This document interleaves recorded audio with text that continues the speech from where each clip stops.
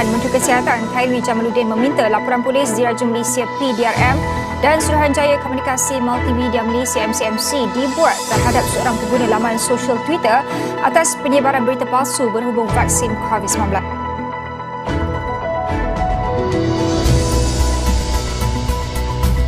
Kementerian Kesihatan meminta masyarakat tidak terpengaruh dengan gerakan anti-vaksin yang dipelopori pihak tertentu. Timbalan Menteri Kesihatan Dr. Lee Boon Chye berkata, masih ada ibu bapa terpengaruh dengan gerakan seperti itu yang memberi kesan negatif terhadap aspek kesihatan anak mereka.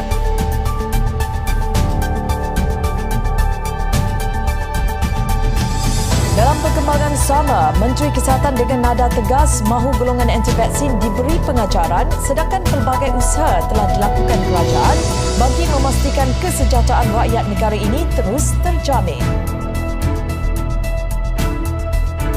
Jom lepas, seorang doktor didenda RM5,000 di Mahkamah Session di Kang Perlis selepas mengaku bersalah atas penerbitan yang mengandungi berita tidak benar mengenai vaksin Sinovac pada April lalu. Ketua Pengarah Kesihatan, Datuk Dr. Nur Hisham Abdullah mengesahkan seorang kanak-kanak lelaki berusia 2 tahun 1 bulan maut disyaki akibat jangkitan difteria di Johor Bahru, Johor pada Khamis lalu dan mangsa didapati tidak pernah menerima sebarang imunisasi sejak lahir.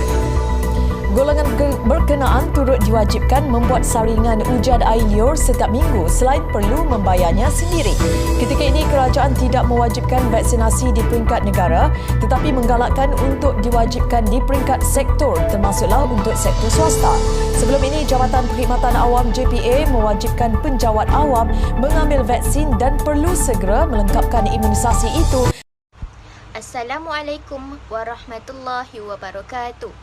Kami dari Kumpulan 1 ingin membentangkan laporan kami yang bertajuk Komuniti Anti-Vaksin di Malaysia.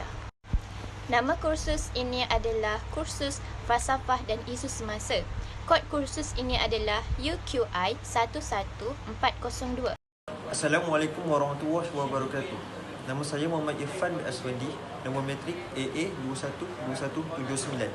Assalamualaikum. Nama saya Muhammad Hakim Nazim bin Hasman Izzah, bernombor matrik AA222270. Assalamualaikum warahmatullahi wabarakatuh. Nama saya Muhammad Izzah Azizi bin Ismail, nombor matrik AA212209. Assalamualaikum warahmatullahi wabarakatuh.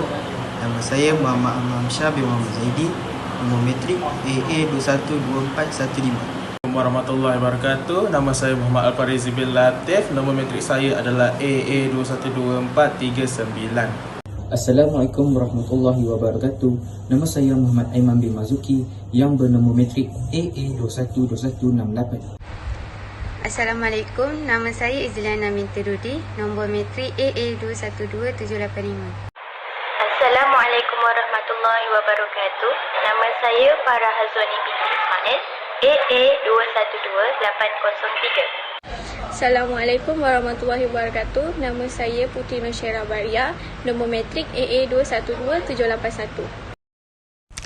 Ini adalah isi kandungan yang kami akan bentangkan, iaitu yang pertama adalah pengenalan, yang kedua adalah permasalahan kajian, yang ketiga adalah persoalan kajian, yang keempat adalah objektif kajian, yang kelima adalah kepentingan kajian, yang keenam adalah metodologi kajian, yang ketujuh kajian literatur, yang ke-8 perbincangan dan analisis soal selidik, yang ke-9 adalah faktor utama yang mempengaruhi keputusan untuk mengambil vaksin COVID-19, yang ke-10 adalah persepsi berkenaan vaksin COVID-19 dan yang terakhir adalah kesimpulan.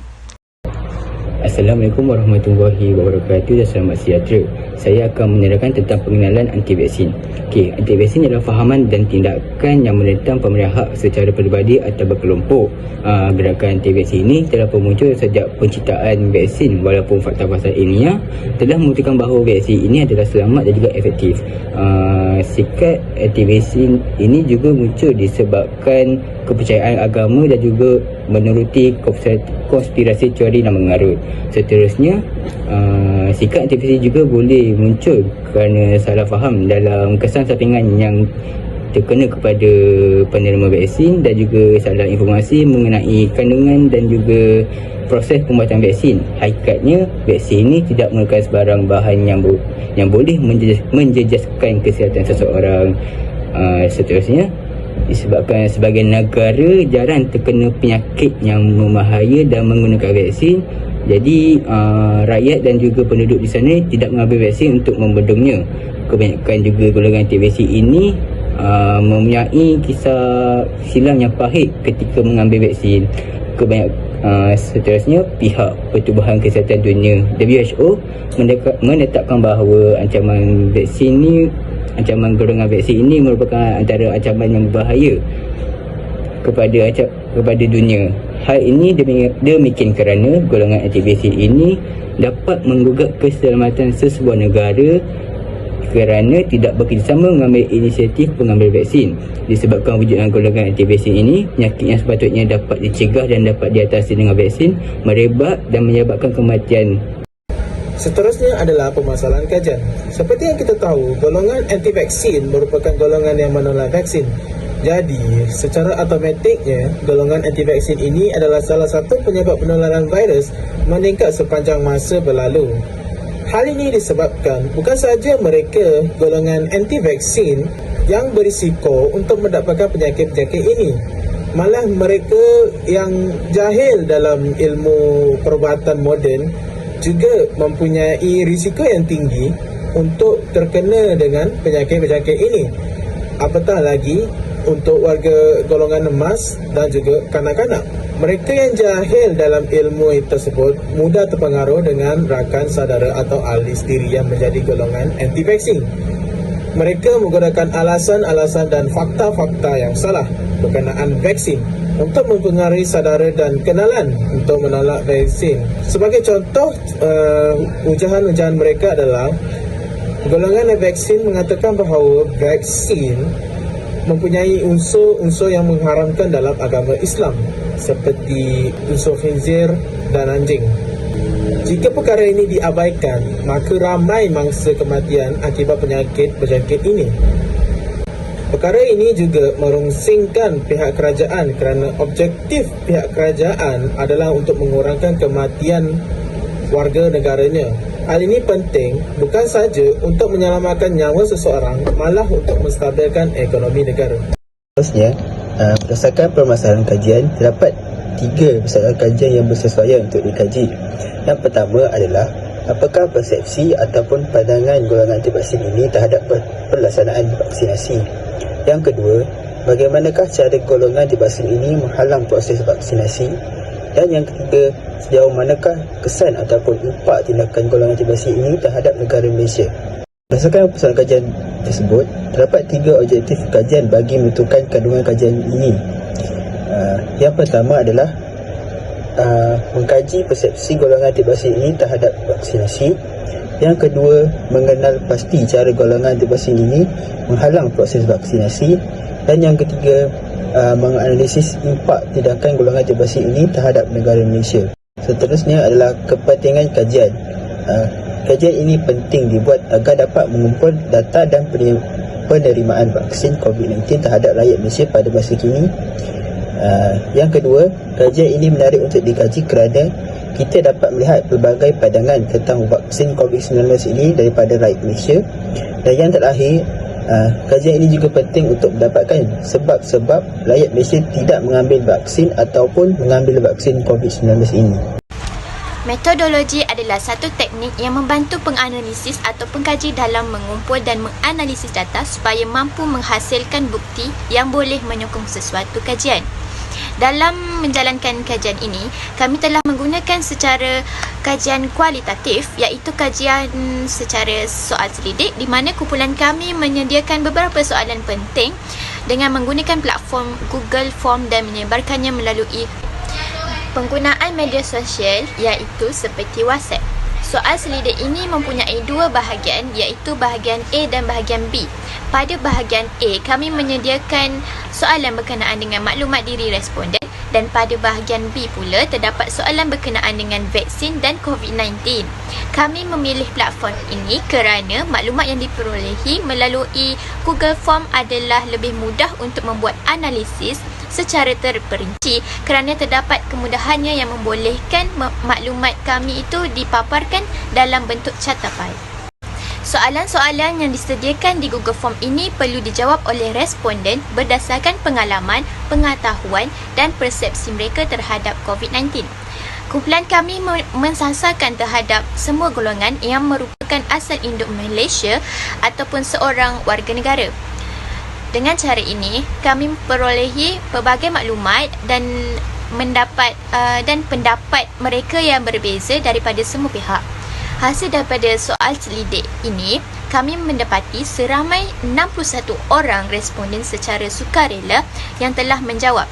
Daripada jawapan responden tersebut, ia telah membantu kami dalam membuat analisis secara eksplisit sekaligus meningkatkan kefahaman kami dengan lebih mendalam dan terperinci tentang kajian ini, dan seterusnya akan dijadikan rumusan serta kesimpulan kepada kajian ini. Terima kasih. Untuk kajian literatur, menurut salah seorang ahli WHO pada 2011, didapati bahawa yang terkandung dalam vaksin terdiri daripada beberapa komponen tambahan seperti pengawet, penstabil dan beberapa komponen lain yang mempunyai fungsi tertentu menyumbang kepada kualiti, keselamatan dan keberkesanan vaksin dalam melawan sesuatu penyakit.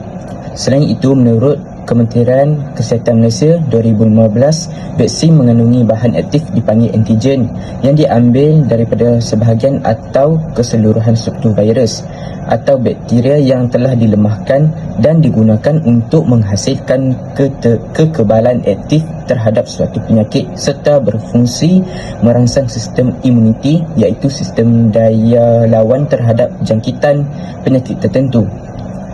Selain itu, menurut Suhazli Abdullah 2014, melalui program imunisasi kebangsaan dapat dilihat peratusan penyakit cegahan vaksin semakin berkurang. Kadar kematian kanak-kanak telah menurun sebanyak 85% bagi tahun 1970 hingga tahun 2000. Tambah pula, melihat kepada statistik pada tahun 2011 hingga terdapat 158,000 kematian yang dilaporkan akibat campak di seluruh dunia. Akan tetapi, penggunaan vaksin daripada tahun 2000 hingga 2011 telah menurunkan 73% kadar kematian di seluruh dunia. Ini membuktikan bahawa vaksin sangat berkesan melawan penyakit-penyakit berbahaya dan menjadi satu keperluan yang penting dalam penjagaan kesihatan. Itu saja daripada saya. Sekian, terima kasih. Seterusnya, saya ingin menerangkan pembincangan dan analisis soal selidik. Pembincangan yang pertama adalah penerimaan rakyat Malaysia terhadap vaksin COVID-19. Kebanyakan rakyat Malaysia bersetuju untuk menerima vaksin COVID-19. Namun, terdapat juga segelintir rakyat tidak setuju untuk menerima vaksin COVID-19. Sebab-sebab masyarakat menerima vaksin adalah mengurangkan risiko menghidap jangkitan COVID-19, mengurangkan kesan simptom jika dijangkiti. Salah satu alternatif, walaupun seseorang itu masih dijangkiti selepas mendapatkan vaksin, malah kesan penyakit tersebut tidaklah seteruk pesakit yang tidak mendapatkan vaksin. Sebab-sebab masyarakat tidak menerima vaksin adalah kesan sakit sendi berpanjangan, COVID rancangan Yahudi untuk jatuhkan Islam, tiada pengesahan jaminan keselamatan kepada penerima vaksin dan kesan sampingan yang mungkin membahayakan badan. Pembincangan yang seterusnya adalah perbincangan faktor utama yang mempengaruhi keputusan untuk mengambil vaksin COVID-19. Faktor yang pertama adalah jumlah kes COVID-19 yang dilaporkan. Hal ini kerana kadar kes yang banyak akan menimbulkan kesedaran kepada masyarakat supaya mengambil langkah awal dalam melindungi diri daripada wabak COVID-19. Selain itu, saranan daripada doktor dan KKM. Pihak KKM adalah pihak yang sangat bertanggungjawab dalam menggalakkan masyarakat mengambil vaksin. Di samping itu, jumlah kematian COVID-19. Laporan kematian COVID-19 akan menimbulkan rasa takut, malah rakyat tidak akan memandang enteng terhadap COVID-19. Di samping itu, keberkesanan vaksin COVID-19. Hal ini kerana terdapat segelintir masyarakat mempercayai sepenuhnya terhadap keberkesanan vaksin COVID-19. Akhir sekali adalah saranan daripada kawan dan keluarga. Hal ini kerana orang yang akrab dengan kita akan menyarankan kita untuk mengambil vaksin COVID-19 kerana mereka sangat prihatin kepada kita. Seterusnya, kami akan membincangkan persepsi berkenaan vaksin COVID-19. Persepsi yang pertama adalah vaksin tidak membawa kepada penyakit yang teruk tetapi terdapat kesan sampingan. Pihak KKM telah memberi notis awal bahawa suntikan vaksin akan memberikan kesan sampingan kepada penerimanya tetapi tidak memudaratkan. Persepsi yang kedua adalah majoriti masyarakat mengambil vaksin walaupun tidak mempercayai sepenuhnya keberkesanan vaksin. Hal ini kerana pihak KKM tidak menerangkan kesan positif yang jelas selepas rakyat menerima vaksin. Persepsi yang ketiga adalah terdapat puak yang menyebarkan berita palsu tentang vaksin. Tidak dinafikan terdapat beberapa puak yang melontarkan konspirasi yang buruk tentang vaksin untuk mengajak orang lain tidak menerima vaksin.